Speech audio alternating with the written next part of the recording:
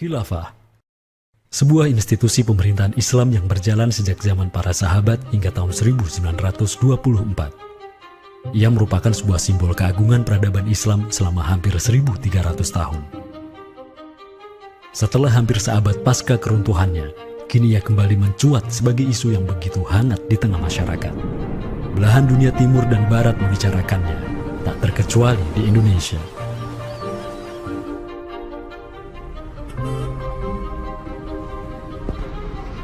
Perdebatan tentang khilafah tak terhindarkan. Apakah ia pantas diterima atau tidak di zaman modern saat ini? Kita tahu khilafah atau kehilafahan Islam itu di Nusantara bukan hal yang baru. Ya, sudah ada hubungan relasi antara kesultanan-kesultanan dan kerajaan Islam Nusantara dengan kehilafahan di Turki Utsmani atau wilayah Arab secara keseluruhan itu sejak abad ke-7.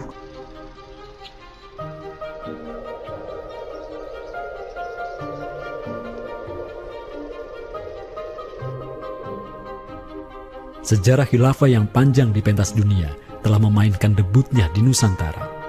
Islam yang diemban para punggawanya telah menjadikan Nusantara jaya dan menjadi sumber utama perlawanan terhadap para penjajah. Inilah kisah tentang Nusantara dan jalinannya dengan sang negara adidaya. Inilah kisah tentang khilafah yang menjadikan rakyat Nusantara sebagai satu umat dengan Muslim sedunia. Inilah kisah tentang jejak khilafah di Nusantara.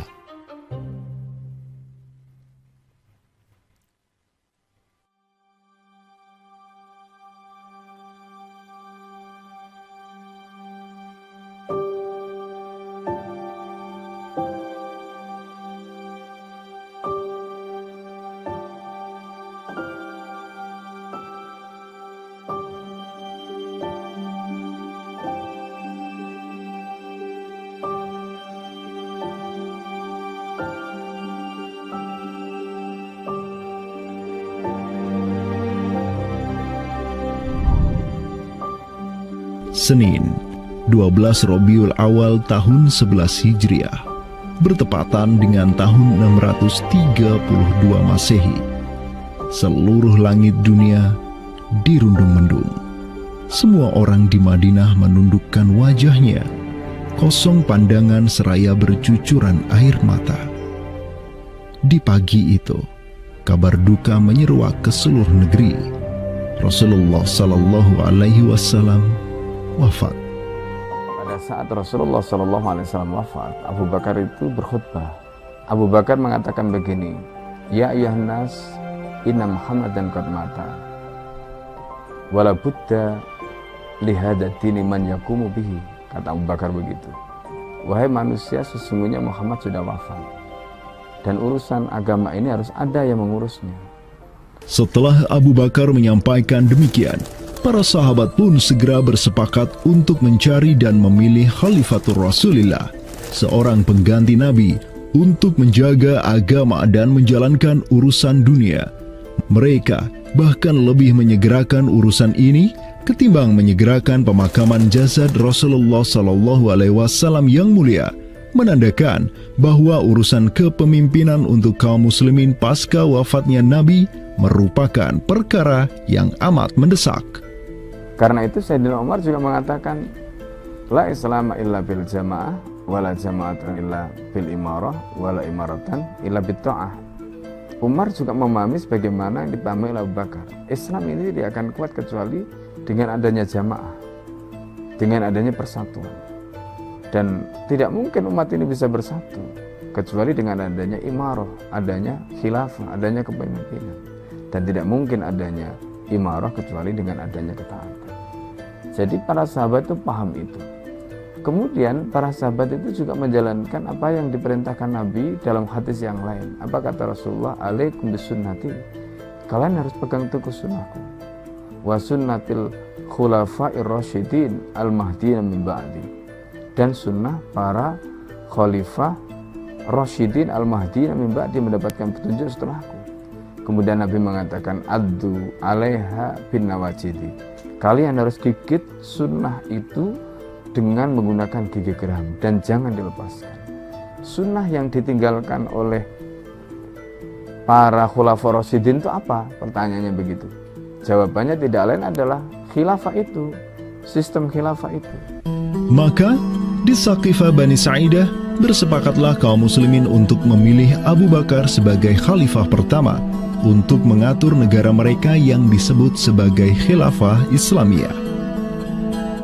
Negara khilafah di bawah kepemimpinan Abu Bakar dan khalifah-khalifah setelahnya, Umar bin Khattab, Utsman bin Affan, dan Ali bin Abi Thalib cepat sekali berkembang. Mereka memperluas wilayah khilafah hingga mendobrak dua negara adidaya saat itu, Kekaisaran Persia dan Imperium Romawi. Semua aktivitas ekspansi tersebut merupakan realisasi kebijakan politik luar negeri khilafah Islamiyah, dakwah, dan jihad. Sementara di Timur Tengah sedang terjadi revolusi tauhid yang luar biasa dengan munculnya negara adidaya baru yang bernama Khilafah Islamiyah. Jauh di sebelah timur, terbentang sehamparan kepulauan yang teramat luas wilayahnya. Masing-masing pulau ini begitu hijau hutannya, mata air mengalir dengan begitu derasnya, disertai kekayaan alam yang melimpah ruah jumlahnya, baik di bawah maupun di atas tanah, baik sebelum maupun selepas pantai. Negeri itu dikenal sebagai Nusantara. Diapit oleh dua benua dan dua samudra, amatlah strategis posisi wilayah Nusantara, menjadikan ia sebagai pelabuhan dagang yang ramai, tempat bertemunya bangsa-bangsa dunia. Kala itu, belumlah penduduk di Nusantara mengenal Islam, sementara kehidupan mereka sedang diselimuti oleh kegelapan. Namun, tatkala Islam sedang membara di Timur Tengah, tentu sampailah pengaruhnya ke Nusantara. Saya ingin mengutip apa yang pernah dinyatakan oleh Buya Hamka ya di dalam buku beliau dari Perbendaharaan Lama, termasuk juga buku beliau yang judulnya Sejarah Umat Islam, yang beliau menyatakan bahwa sesungguhnya teori yang kita tahu bahwa Islam masuk ke Nusantara itu berasal dari Gujarat pada abad ke-12 sampai 15 Masehi, itu sebetulnya tidaklah tepat sepenuhnya. Karena apa? Karena Buya Hamka memiliki pandangan ataupun penjelasan terkait dengan kapan sesungguhnya Islam masuk ke Nusantara, ke Indonesia. Beliau menyatakan bahwa Islam masuk ke Nusantara itu jauh sebelum teori Gujarat.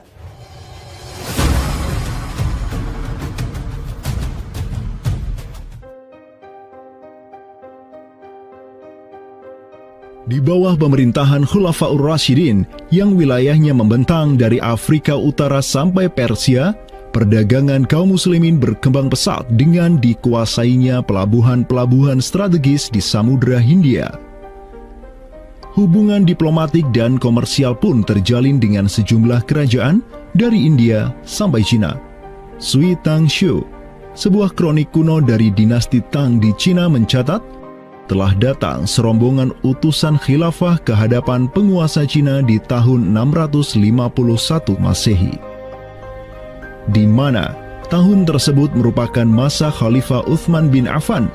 Hubungan khilafah dengan dunia timur terus berlanjut sampai di mana khilafah beralih ke pemimpinannya di bawah otoritas Bani Umayyah. Apabila hubungan negara khilafah dengan kekaisaran Cina sudah terjalin sejak masa Khulafaur Rasyidin melalui jalur laut, tentulah utusan khilafah akan melalui wilayah Nusantara yang menjadi penghubung antara Timur Tengah dan Asia Timur. Dan di ujung paling barat wilayah Nusantara, terdapat pulau besar yang kala itu dikenal oleh bangsa Arab sebagai Sribuza, pelafalan mereka untuk menyebut kerajaan Sriwijaya. Pelabuhan-pelabuhan di kerajaan Sriwijaya senantiasa menjadi titik transit setiap kapal yang hendak melanjutkan perjalanannya. Tentu, penguasa Sriwijaya akan menyadari keberadaan pelayar-pelayar muslim yang singgah di wilayah kekuasaannya. Fakta bahwa kerajaan Maharaja Indravarman di Sriwijaya itu ada komunikasi dengan Daulah Umayyah, mengirim surat 2 kali yang isi suratnya itu dari raja dengan 1000 gajah ya dan sebagainya yang menunjukkan surat menyurat seabad itu yang menunjukkan ada hubungan kekhilafahan dengan Nusantara. Dan secara historis ya sangat logis ketika itu superpower dunia adalah khilafah. Surat yang dikirim oleh Maharaja Sri Indrawarman dari Sriwijaya tersebut dialamatkan ke Damaskus, ibu kota Khilafah Umayyah yang saat itu dipimpin oleh Khalifah Umar bin Abdul Aziz. Dalam surat itu disebutkan, min malikil amlak alladhi huwa ibnu alfi malik walladhi tahtahu bintu alfi malik walladhi fi marudatihi alfu filin walladhi lahu nahrani yumbitani al-auda wal-allawha wal-jawza wal-kafura alladhi yujadu rihuhu ala masirati 12 milan ila malikil arab alladhi la yushriku billahi syai'an. Amma ba'du fa inni qad ba'athtu ilaika bihadiyatin wa ma hiya bihadiyatin walakinnaha tahiyatun wa ahbabtu an tab'atha ilayya rajulan yu'allimunil islama wa yuwaqqifuni ala hududihi wassalam.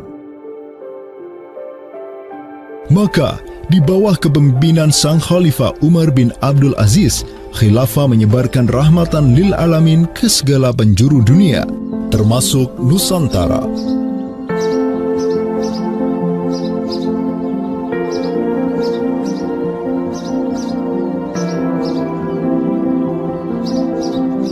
Seperti sekarang Amerika atau Eropa kan ada hubungan dengan semua negara karena dominasi politik, ekonomi mereka, budayaan dan sebagainya. Saat itu penguasa dunia atau superpower adalah dunia Islam, institusi politiknya khilafah, maka sangat logis kalau ada relasi dengan berbagai semua negara.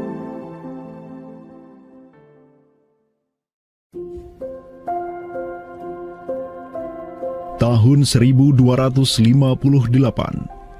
dari arah timur datanglah segerombolan pasukan yang mengerikan. Tubuh mereka besar-besar bak raksasa, berkulit kuning dan begitu mahir berpanah dan mengendarai kuda. Inilah pasukan Mongol yang datang dari utara Cina. Khalifah Al-Musta'sim itu dibunuh oleh Hulagu Khan, ya, pemimpin tentara Mongol. Kemudian pasca penaklukan Baghdad, itu Baghdad menjadi kota kosong, ya. Penduduknya dibantai, khalifah dibunuh, ya. Kotanya dibakar, perpustakaannya dihancurkan, wah pokoknya kacau sekali lah. Nah, tapi ternyata banyak keluarga Abbasiyah, ya, dinasti Bani Abbasiyah yang dia itu selamat dari pembantaian orang-orang Mongol, dan mereka itu akhirnya berdiaspora, mengungsi, ya.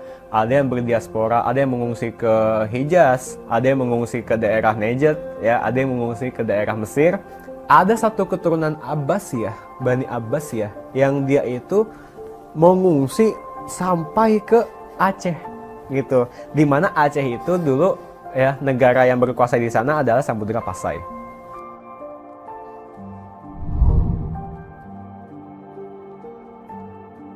Terdapat 3 orang Bani Abbasiyah yang diketahui dimakamkan di Aceh, yakni yang pertama Sodrul Akabir Abdullah bin Muhammad Al-Abbasi, keturunan Khalifah Al-Mustaunsir Billah. Kedua, istrinya Siti Rahiman binti Malikul Mu'azzam, dan ketiga, anaknya Sodrul Akabir Yusuf bin Abdullah Al-Abbasi.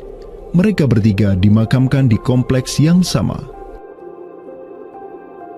Yang paling monumental, yang paling besar di sini kita lihat adalah seorang tokoh yang memiliki predikat As-Sadr Al-Kabir ataupun pengawal para pembesar yang derajatnya mungkin setingkat dengan Perdana Menteri. Beliau bernama Abdullah bin Muhammad bin Abdul Qadir bin Abdul Aziz bin Al-Mansur Abi Ja'far Al-Abbasi, yang mana genetika beliau yang daripada Al-Mansur ini sendiri, yang merupakan kakek buyut daripada Abdullah ini, adalah seorang khalifah dari Bani Abbasiyah. Bani Abbas ini yang terkubur di Aceh, ya, Lok Sumawe ini, ayahnya ini, ya, Muhammad bin Abdul Qadir, ternyata dia itu dicatat oleh Ibnu Battuta, ya, dicatat oleh Ibnu Battuta dalam rihlahnya kitab Tuhfatun Nazar, ya. Nah, dia itu ayahnya Abdullah bin Muhammad Sodrul Akabir yang di Pasai itu menjadi gubernur, ya, menjadi gubernur di mana, di daerah India, gitu, dicatat oleh Ibnu Battuta, gitu, ya. Dan Ibnu Battuta mencatat sultan-sultan di India itu begitu hormat, ya, begitu taat, dan mereka itu memuliakan keturunan Khalifah Abbasiyah ini, ya, keturunan Khalifah Al-Mustansir Billah, begitu. Nah, ini mengindikasikan bahwasanya apa? Sultan-sultan India itu begitu memuliakan, dan mereka itu dalam satu riwayat lain juga membaiat Khalifah Abbasiyah yang ada di Mesir. Sementara sultan-sultan di India, ya, kesultanan Islam di India itu punya hubungan erat dengan Samudra Pasai, begitu. Nah, di sini kita bisa menduga kuat bahwasanya Samudra Pasai itu juga berbaiat kepada Khalifah Abbasiyah. Samudra Pasai pada masa itu berbaiat kepada dinasti sebelum Utsmaniyah berkuasa, yaitu kita menduga dan meyakini hal tersebut sesuai fakta-fakta yang kita temukan di lapangan, bahwa Madinatul Sumatera ataupun Jaziratul Jawi, Samudra Pasai itu berbaiat langsung kepada dinasti Abbasiyah. Sultan Zainal Abidin bin Ahmad bin Malikus Zahir bin Malikus Saleh, penguasa Pasai di masa Sodrul Akabir Abdullah Al-Abbasi hidup, menyatakan baiatnya kepada Khalifah Al-Mutawakkil 'ala Allah di Kairo di awal abad ke-15. Begitu pula sebelumnya, Sultan Muhammad bin Tughluk di Delhi diikuti oleh Sultan Jalaluddin Muhammad dari dinasti Raja Ganesh di Bengali dan penguasa dari dinasti Utsmaniyah di Turki, Sultan Bayazid pertama. Seluruh sultan di dunia Islam menyatakan baiatnya kepada Khilafah Abbasiyah semenjak gelombang badai Mongol berhasil dihentikan oleh pahlawan-pahlawan Mamluk. Pusat Khilafah Abbasiyah kini berpindah ke Kairo, Mesir, dan menjadi magnet kaum muslimin global. Dari pusat khilafah inilah dakwah Islam mulai bangkit kembali dan menggencarkan aktivitasnya dengan mengirim berbagai juru dakwah ke seluruh penjuru alam. Dengan Samudra Pasai yang mendaulatkan dirinya sebagai Darul Islam yang berbaiat kepada Khalifah, Samudra Pasai mengemban tugas untuk mengubah seluruh Asia Tenggara dari Darul Kufri menjadi Darul Islam. Sultan Zainal Abidin Ra Ubabdar dibantu oleh putra Sodrul Akabir Abdullah bin Muhammad Al-Abbasi, yakni Yusuf bin Abdullah, yang di pucuk pusaranya tertera nama kakeknya Khalifah Al-Mustansir Billah, banyak menaklukkan wilayah-wilayah yang belum Islam di Sumatera dan Semenanjung Malaya. Seperti Ra Ubabdar. Ra Ubabdar itu berasal dari dua kata, Ra dan Ubabdar, yang mana artinya adalah penguasa gelombang. Ini adalah sebuah predikat yang sangat luas sebenarnya maknanya. Sesuai dengan masa yang ditorehkan pada waktu tersebut, bahwa Sultan Zainal Abidin Ra Ubabdar bin Ahmad bin Muhammad bin Al-Mali As-Salih ini adalah salah satu masa kegemilangan Samudra Pasai, yang mana kita ketahui setelah masa tersebut yang memimpin Kesultanan Sumatera adalah anak keturunan daripada beliau ini, yang jumlahnya sampai 11 orang sultan. Bergerak dan terus bergerak itu meluaskan dakwah Islamnya sampai ke pulau-pulau. Itu masa Zainal Abidin Ra Ubabdar, terutama penakluk gelombang yang dijuluki beliau itu melebarkan sayap itu sampai ke seluruh Asia Tenggara. Digelarilah Sultan Zainal Abidin Pasai dengan sebutan Ra Ubabdar, bahasa Persia untuk gelar sang penakluk gelombang, karena dengan arungan pasukannya yang luar biasa di atas gelombang laut Nusantara, ia membuka banyak sekali wilayah, seperti Malaka misalnya, di mana di sanalah Sultan Zainal Abidin Ra Ubabdar menempatkan putranya Sultan Mansur sebagai penguasa Darul Islam Malaka. Kesultanan Samudra Pasai banyak pula mengirimkan juru dakwahnya untuk meminta penguasa-penguasa Nusantara lain agar menerima Islam. Salah satu juru dakwah tersebut dikirim ke Jawa Timur, pusat pemerintahan rezim yang mendominasi wilayah Nusantara saat itu, Kerajaan Majapahit.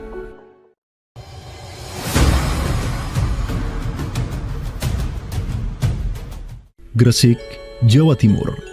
Di kota yang hanya berjarak 60 km dari Trowulan, ibu kota kerajaan Majapahit, terbaring jasad mulia di atas pusara marmer yang begitu indah. Inilah kubur seseorang yang menginisiasi tegaknya Islam di tanah Jawa, Maulana Malik Ibrahim, yang kemudian dikenal sebagai Sunan Gresik. Malik Ibrahim adalah seorang yang berkedudukan tinggi di lingkaran kuasa Samudra Pasai, terlihat dari gelarnya yang bertajuk Umdatus Salatin wal Wuzara, pondasi para sultan dan wazir, di mana gelar tersebut adalah gelar untuk wakil Sultan Samudra Pasai sebagaimana yang dicatat oleh Ibnu Batutah.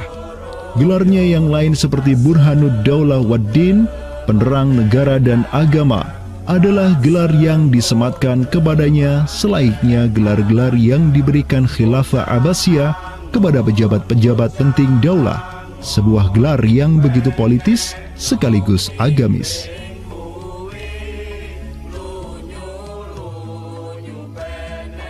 Maulana Malik Ibrahim dikirim oleh Pasai untuk mendakwahkan Islam kepada rakyat dan para penguasa Majapahit. Banyak orang-orang dari kesultanan ini, Kesultanan Samudra Pasai, yang itu berbaiat langsung ke khalifah, itu mengirim orang-orang atau orang-orang Pasai itu banyak bermigrasi ke daerah-daerah lain di Nusantara.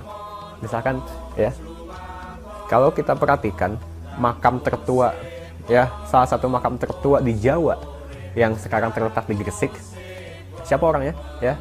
Pemilik makam ini itu adalah Maulana Malik Ibrahim. Maulana Malik Ibrahim ya, kalau kita perhatikan makamnya yang di Gresik itu sama persis gayanya dengan apa? Dengan makam-makam yang ada di Pasai, begitu. Nah, ini merupakan bukti bahwasanya Sunan Gresik itu pernah ada di Pasai ya, dan dia itu ya tahu sendiri lah ya, bahwasanya Maulana Malik Ibrahim yang kemudian dikenal juga sebagai Sunan Gresik itu merupakan salah satu dari Wali Songo. Bersama kakek, paman, keponakan, cucu cicit dan murid-murid pilihannya yang kemudian disebut Wali Songo, Maulana Malik Ibrahim berdakwah di Jawa dan menyebarkan Islam di kalangan penduduknya.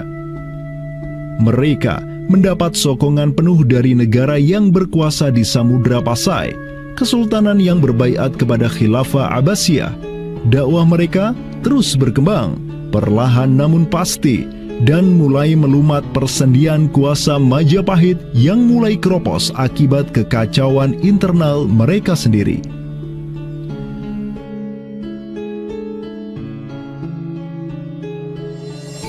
Para Wali Songo juga dihormati karena sebagian besar dari mereka menyandang status sebagai keturunan Nabi melalui jalur Husain bin Abi Thalib yang terus turun-temurun kepada Muhammad Sahib Marbal, turun lagi ke Alawi sampai ke Imam Jamaluddin Al-Husaini yang dikenal juga sebagai Syekh Maulana Jumadil Kubra, yang dari dialah para Wali Songo lahir sebagai anak-anaknya.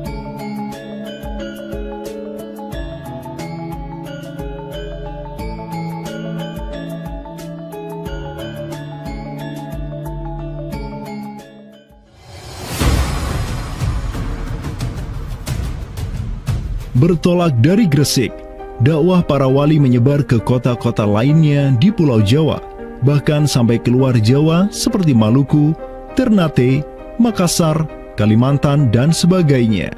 Selain kalangan rakyat, banyak pula pejabat-pejabat Majapahit yang tercerahkan dengan Islam dan sukarela mengucap syahadatain, seperti para adipati Majapahit di Palembang, Cirebon, Semarang, Pekalongan, Jipang, sampai Mataram. Tak tanggung-tanggung, di antara mereka yang berislam bahkan merupakan sang putra mahkota Majapahit sendiri, Pangeran Jimbun alias Raden Patah, yang merupakan buah dari pernikahan Raja Brawijaya kelima dengan seorang putri Cina. Ketika dewasa, Raden Patah belajar kepada Sunan Giri di Surabaya. kemudian diangkat menjadi Adipati Demak oleh ayahnya. Kemudian, di tahun 1478, Brawijaya kelima digulingkan oleh pesaingnya dari Kediri, Girindra Wardana. Tahta Majapahit yang diduduki oleh musuh ayahnya lantas membuat Raden Patah di Demak beserta seluruh elemen Islam di Jawa pimpinan para Wali Songo bangkit berjihad melawan Girindra Wardana dan penerusnya Patih Udara. Mereka terus berjihad dengan penuh keberanian hingga akhirnya berhasil melumat kekuasaan Majapahit yang dipegang oleh para pemberontak dari pihak Girindra Wardana dan Patih Udara. Kaum muslimin pun meraih kemenangan hingga akhirnya mereka berhasil memproklamirkan berdirinya sebuah daulah Islam pertama di tanah Jawa, Kesultanan Demak, pada tahun 1482.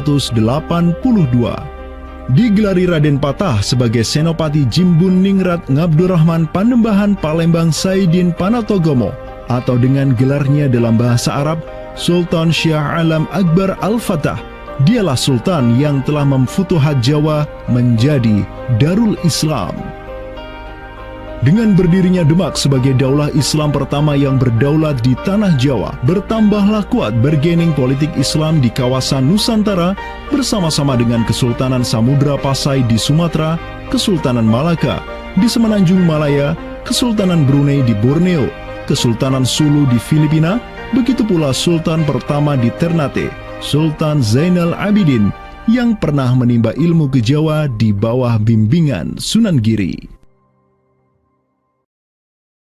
Dalam rentang abad yang bersamaan, kemenangan daulah Islam di kawasan Nusantara juga diiringi dengan penaklukan Konstantinopel, ibu kota Romawi Timur, oleh salah seorang sultan dari Bani Uthmaniyah, Muhammad Al-Fatih. Penaklukan Konstantinopel sekaligus menandakan tamatnya riwayat Imperium Romawi Timur untuk selama-lamanya. Penaklukan Konstantinopel pada tahun 1453 oleh Muhammad Al-Fatih, sang Sultanur Rum, merupakan realisasi dari janji yang telah terucap ratusan tahun sebelumnya oleh lisan mulia sang Sayyidul Mustafa, Rasulullah Muhammad Sallallahu Alaihi Wasallam. Sungguh, Konstantinopel akan benar-benar ditaklukkan. Sebaik-baik pemimpin adalah pemimpin yang berhasil menaklukkan Konstantinopel, dan sebaik-baik pasukan adalah pasukan yang menyertainya. Dengan dikdayanya kuasa Islam di tanah Rum, menjadikan para penguasa Uthmaniyah mempunyai citra istimewa di kalangan rakyat Nusantara.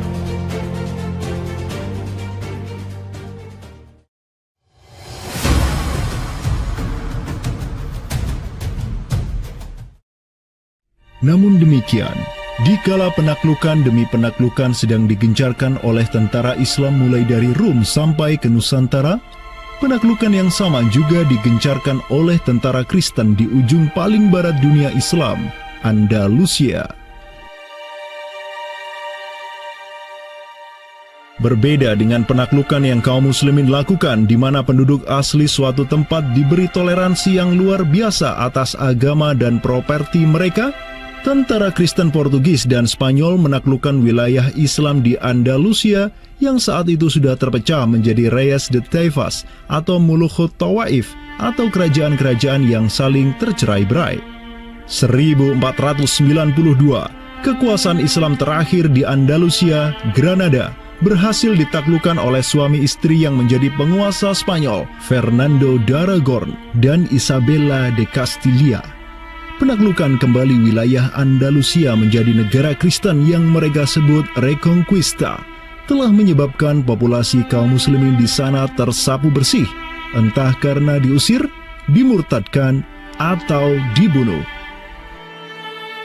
Selain Reconquista, kaum Kristen Spanyol dan Portugis juga mempunyai motif ekonomi untuk menjadikan diri mereka kaya, yakni dengan mencari jalur rempah di Samudra Hindia yang saat itu merupakan potensi sumber daya alam yang luar biasa. Program mereka untuk mencari rempah di Samudra Hindia mereka sebut sebagai Estado da India. Kita sering dengar dengan istilah 3G gitu kan, Glory, Gospel, dan Gold gitu kan. Jadi ya mereka ingin ekspansi, mereka ingin menyebarkan misi agama mereka, dan mereka juga ingin mencari gold. Goldnya sini adalah justru adalah rempah gitu kan. Begitulah betapa berharganya rempah pada saat itu, sampai 1 gram pala dihargai dengan 2 gram emas gitu kan. Paus Alexander ke-6, pemimpin kaum Kristen saat itu, begitu mendukung hasrat Portugis dan Spanyol untuk menjelajah dunia dan menyebarkan Kristen. Maka, berangkatlah gelombang penjelajah Portugis yang disertai pasukan dan senjata untuk menaklukkan dunia Islam di Samudra Hindia. Di bawah pimpinan Alfonso de Albuquerque, armada Portugis berhasil menaklukkan Goa di India pada tahun 1510. Dan setahun kemudian berhasil sampai ke Malaka, merebut pelabuhan strategis itu dari Sultan Mahmud Syah yang memerintah tempat tersebut. Dengan bercokolnya Portugis di Nusantara, dimulailah babak baru sejarah Islam di kawasan ini.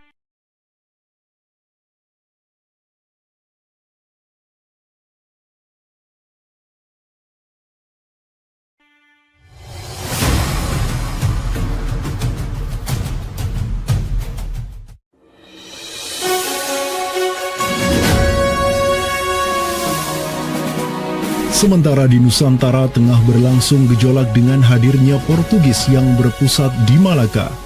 Cucu dari Sultan Muhammad Al-Fatih dari Bani Uthmaniyah, yakni Sultan Selim pertama, berhasil meluaskan pengaruh dan kekuasaannya di dunia Arab.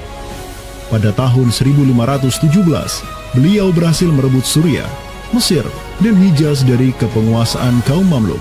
Khalifah Al-Mutawakkil 'alallah ketiga dari Bani Abbasiyah beserta Syarif di Makkah kini menyerahkan kepemimpinan umat Islam sedunia dan pelayanan 2 kota suci kepada Sultan Salim pertama, penguasa Uthmaniyah yang bukanlah mereka berdarah Arab. Perlu dicatat bahwa penjelasan tentang Al-A'immatu fi Quraisyin itu, kalau kita merujuk kepada kitab Ar-Rawdah, Rawdatul Thalibin wa Umdatul Muftin, memang ada hal yang menarik di sini. Di satu sisi ada mengatakan bahwa syarat khalifah itu harus Quraisy. Tetapi Imam Nawawi sepakat ketika katakanlah dari Quraisy tidak ada, terus diambilkan dari mana? Maka kemudian disebutkan di situ ya di luar Quraisy, bisa dari bani ini, itu yang disebutkan di dalam kitab Allah. Karena itu sebenarnya syarat al-a'immah fi Quraisyin itu bukan syarat yang wajib, tetapi difahami di sini berdasarkan penjelasan yang diantaranya disebutkan dalam kitab Allah tadi, itu adalah merupakan syurut afdaliyah. Maka semenjak tahun 1517, kepemimpinan khilafah beralih ke Bani Uthmaniyah. Selim pertama dan anak keturunannya kini didapuk sebagai Khalifatul Muslimin. Amirul Mukminin, Khadimul Haramain, Al-Ghazi fil Bahraini wal Bahraini, Zilullah fil Alam, Padisyah wa Khilafat Penah. Wilayah Khilafah Uthmaniyah terus merangsek Eropa, dan merekalah yang menguasai Laut Mediterania dan juga Laut Merah. Adapun Portugis yang bercokol di Samudra Hindia mulai ketakutan karenanya. Karena dengan munculnya Khilafah Uthmaniyah sebagai negara Islam yang adidaya, solidaritas Muslim sedunia akan bangkit kembali karena memiliki perisai kuat di sisinya. Ini erat kaitannya dengan hubungan dengan negeri kita, karena keimanan yang kemudian merekatkan ya dengan semangat akidah Islamiyah, semangat ukhuwah Islamiyah, menjadikan umat muslim yang ada di Timur Tengah dengan umat muslim yang ada di Nusantara Indonesia itu terjalin hubungan yang sangat erat. Karena kita tahu bahwa ada ayat Allah Subhanahu wa Ta'ala yang menyatakan innamal mu'minuna ikhwah. Sesungguhnya orang-orang beriman itu adalah saudara. Ketika ada saudara mukmin yang terzalimi, maka saudara mukmin yang lain itu punya kewajiban untuk membela. Demikian pula ketika muslimin Nusantara itu terzalimi dengan adanya penjajahan, dengan adanya imperialisme yang dilangsungkan oleh orang-orang kafir penjajah, baik itu oleh Portugis, Spanyol, Inggris, Perancis ataupun Belanda ya. Maka kemudian Muslim yang ada di Timur Tengah yang pada waktu itu masih memiliki kepemimpinan yang tunggal untuk seluruh dunia, yaitu Khalifah, itu juga turut ya memperhatikan, turut mendukung, turut memperjuangkan pembebasan ataupun kemerdekaan bagi bangsa Muslim Nusantara. Kenapa? Ini semangat jihad di antara kaum Muslim yang dihubungkan dengan semangat keimanan atau akidah Islam yang tadi. Kenapa? Yang namanya mukmin itu adalah kal jasadil wahid, ya, satu tubuh. Ketika bagian tubuh yang lain itu teraniaya, maka tubuh yang lain pun punya kewajiban untuk membelanya ataupun juga ikut merasakan penderitaan yang dialami oleh bagian tubuh kaum Muslim yang lain. Semenjak Portugis berhasil menancapkan kukunya di India dan Malaka, tidak hanya dua wilayah tersebut yang ditimpa petaka, namun juga hampir seluruh kesultanan di Samudra Hindia dan Nusantara. Sultan dari Samudra Pasai kala itu, Zainal Abidin bin Mahmud bin Zainal Abidin Ra-Ubabdar, yang mendaulatkan dirinya sebagai Al-Qaim tahta Amri Rabbil Alamin, orang yang berdiri di bawah perintah Tuhan semesta alam, mengirim surat kepada Portugis di Malaka untuk menggugat kelakuan mereka yang sangat merugikan kaum muslimin di kawasan. Namun apalah daya, Sultan Zainal Abidin yang ini kemudian dikenal sebagai penguasa terakhir Pasai, karena setelah ia wafat pada tahun 1517, bala tentara Portugis datang ke Pasai dan menaklukkan kesultanan Islam pertama di Nusantara itu dengan penuh tipu daya. Tak hanya Pasai yang berhasil ditiadakan, Portugis juga mampu menahan serangan pasukan Islam dari Demak sampai Sultannya Patiunus bin Raden Patah syahid di Lumat Muntahan Meriam Portugis pada tahun 1521. Dengan diplomasinya yang culas, Portugis juga menjalin kerjasama dengan kerajaan Pajajaran di Jawa Barat pada tahun 1522. 2 tahun berikutnya, kota Blambangan, Panarukan, dan Kediri yang masih menjadi basis kekuatan Hindu di Jawa menawarkan kerjasama dengan Portugis. Maka, Portugis banyak sekali mendapat aliansi sesama kafir yang berada di berbagai wilayah di Nusantara untuk bersatu padu menghantam kekuatan politik Islam yang baru tumbuh di Pulau Jawa. Bahkan di Maluku pun Portugis berhasil menancapkan kuasanya semenjak tahun 1536. Berkaca pada kelakuan Portugis yang memerangi umat Islam di Samudra Hindia dan Nusantara, Sultan Sulaiman Al-Qanuni, sang Khalifah Uthmaniyah yang berkuasa sejak tahun 1520, menyatakan peperangan terbuka kepada penguasa Portugis yang berkedudukan di Lisbon, Dom Sebastião. Telah dilaporkan kepada saya bahwa jamaah haji dan para pedagang muslim yang datang dari India melalui laut telah dianiaya. Jika engkau masih membangkang, maka dengan bantuan Allah yang Maha Agung, kami akan melakukan segala yang diperlukan untuk memulihkan ketertiban di negeri-negeri itu, dan tiada guna lagi bagi engkau untuk memprotesnya.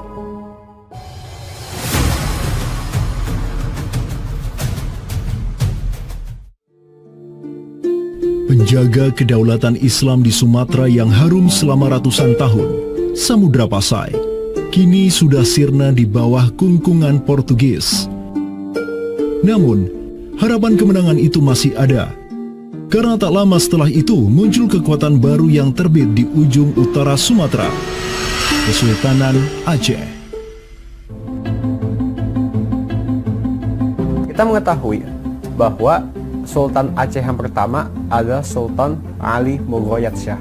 Ya, beliau wafat tahun 1530. Dan ini merupakan masa yang bersamaan dengan Sultan Sulaiman Al-Qanuni dari Khilafah Utsmaniyah. Prestasi Sultan Ali Mughayat Shah telah dicatat dengan tinta emas sejarah. Kegemilangan Sultan Aceh pertama itulah yang direkam Syekh Ahmad Zainuddin Asy-Syafi'i Al-Malibari, yang merupakan murid dari ulama tersohor Ibnu Hajar Al-Haytami. Dalam kitabnya Tuhfatul Mujahidin fi Ba'di Akhbaril Burtukaliyin, Syekh Zainuddin Asy-Syafi'i menulis, dan mereka, orang-orang Portugis, semoga Allah mengalahkan mereka, mendatangkan berbagai barang dari negeri-negeri yang jauh. Mereka menjadi ramai dan bertambah banyak di kawasan. Para penguasa berbagai pelabuhan menuruti kehendak mereka sehingga mereka sepenuhnya menguasai pelabuhan-pelabuhan tersebut. Pelayaran hanya dapat dilakukan dengan jaminan keamanan dari mereka. Perdagangan dan kapal-kapal mereka bertambah banyak dan sebaliknya, perdagangan muslimin di luar kapal-kapal dan benteng-benteng yang mereka bangun makin merosot.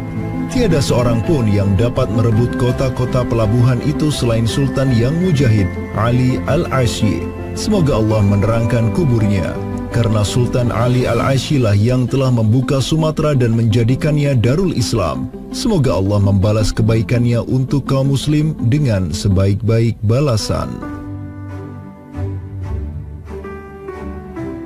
Kalau kita perhatikan makam Sultan Ali Mugoyatsyah, di situ ada kalimat menarik yang terpampang di inskripsi makamnya. Al-Ghazi fil barri wal bahri yansuruhullah. Ya. Bahwasanya Sultan Ali Mugoyatsyah itu juga dikenal sebagai Al-Ghazi, ya, petarung fil barri wal bahri.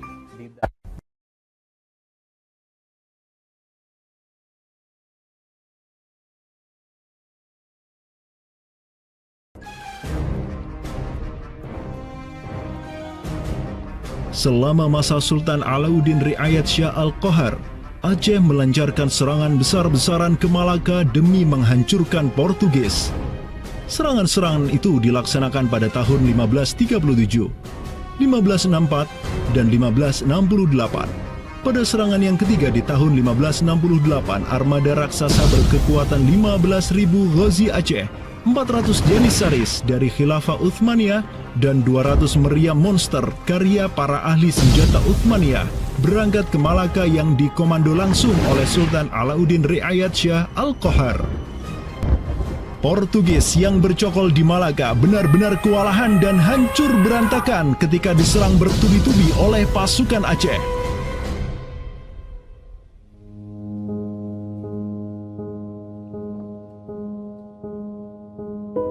Walau demikian, Portugis berhasil bertahan karena dibantu oleh sekutu-sekutunya dari Johor dan Kedah. Banyak korban yang berjatuhan baik dari pihak Aceh maupun pihak Portugis. Begitu pula ada beberapa Janissaris Uthmaniyah yang turut gugur dalam jihadnya di kawasan Nusantara ini. Ada satu daerah di kawasan Bandar Aceh ini, Bandar Aceh Darussalam itu Kampung Bitai. Itu tempat para tentara-tentara Turki syahid, kemudian dimakamkan di Bitai.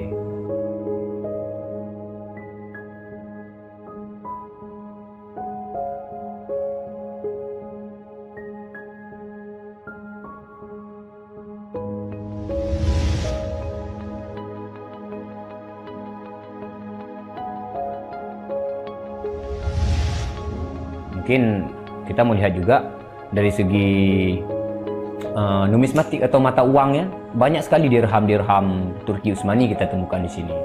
Ini adalah Gampung Pande, sebuah rawa kumuh yang terletak di tepi pantai Kutaraja, Banda Aceh. Semenjak tahun 2006, tempat ini sudah dijadikan sebagai tempat pembuangan akhir untuk sampah dan tinja. Kemudian sempat pula ingin dibangun di atasnya instalasi pengolahan air limbah atau IPAL oleh Pemda setempat. Namun siapa sangka, di tempat yang nasibnya begitu menyedihkan hari ini, di tahun 2013 lalu, telah ditemukan tidak kurang dari 6.000 keping dinar dan dirham yang dicetak oleh Khilafah Utsmaniyah dan Kesultanan Aceh. Dari Sultan Sulaiman Al-Kanuni kita temukan di sini. Kemudian Sultan Murad juga kita temukan di sini. Gampung Pande yang merupakan salah satu kawasan Islam tertua di Aceh, di mana di sanalah terdapat ribuan makam tokoh-tokoh penting Islam yang datang dari seluruh penjuru negeri.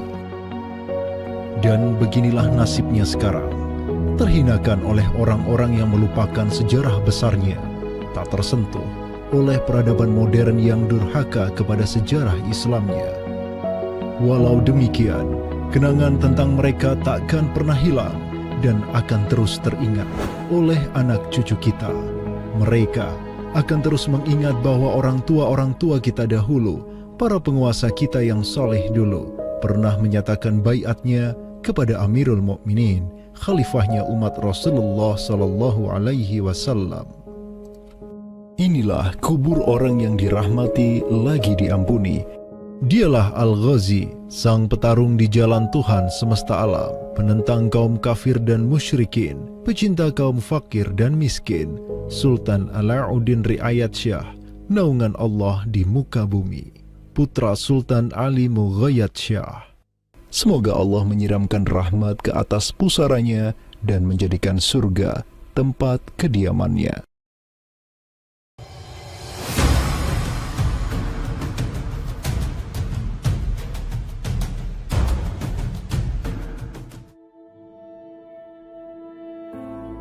Seiring angin Katulistiwa yang terus merayu, gelora Islam juga terus melaju dari Aceh, Jawa, dan terus menyusur ke arah timur sampai ke Jaziratul Muluk, Kepulauan Raja-Raja. Di Maluku, yang juga dikenal sebagai Kepulauan Rempah-Rempah, ada begitu banyak raja yang berkuasa di masing-masing pulaunya. Namun, semenjak Zainal Abidin, penguasa Ternate yang masuk Islam dan belajar kepada Sunan Giri di Jawa, Ternate langsung memproklamirkan dirinya sebagai negara Islam. Langkah politis Sultan Ternate ini pun secara cepat diikuti oleh penguasa-penguasa lain di Maluku, sehingga negeri dengan ratusan pulau ini menjadi sebuah darul Islam.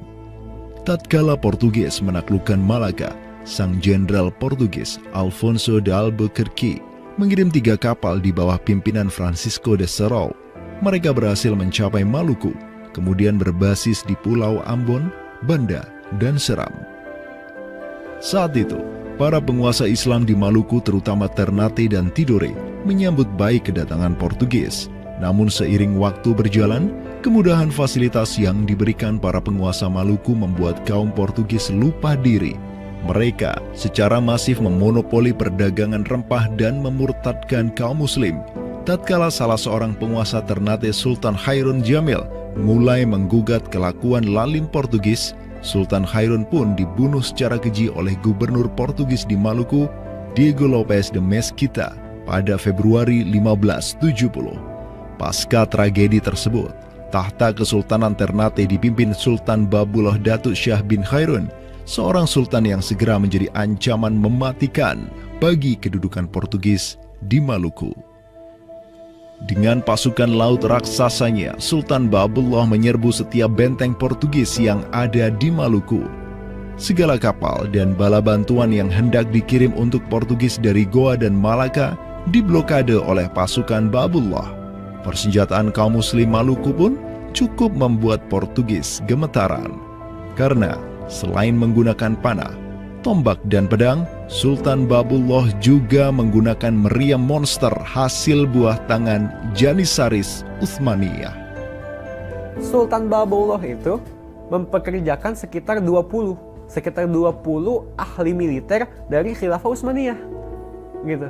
Nah, orang-orang Utsmaniyah ini ahli militer dan mereka itu ahli juga persenjataan. Pasukan-pasukan persenjataan itu diproduksi oleh orang-orang Utsmani ini dan mereka itu mengajarkan kepada orang-orang Maluku, pasukan Sultan Babullah, untuk membuat senjata. 20 orang Utsmaniyah ini merupakan sebuah tim ahli senjata yang menjadi bagian dari pasukan Khilafah Utsmaniyah yang dikirim Khalifah Selim II kepada Sultan Alauddin Riayat Shah Al-Qahar di Aceh. Dengan pengalaman yang mereka dapatkan setelah membantu Sultan Aceh berjihad melawan Portugis di Malaka, 20 Janissaris ini melanjutkan perjalanan mereka dari Aceh menuju Ternate.